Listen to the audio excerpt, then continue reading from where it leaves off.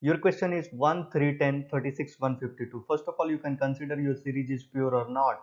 What is the means of pure? It means your question is proper in ascending or descending order. This is in ascending order question.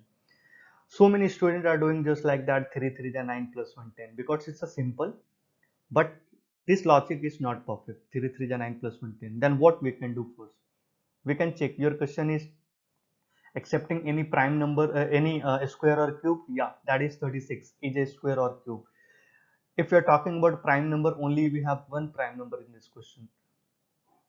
First of all, what we can do, if you have any number that is perfect square or perfect cube, then you can round up number 10. What we can do with 10, then get 36.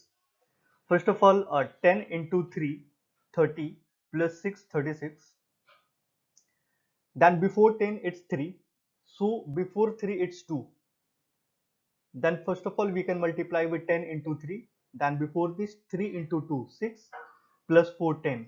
After this multiply 2, multiply 3, multiply 4, multiply 5. Then after addition plus 4 plus 6 plus 10. Then your right answer is 770 is your right answer.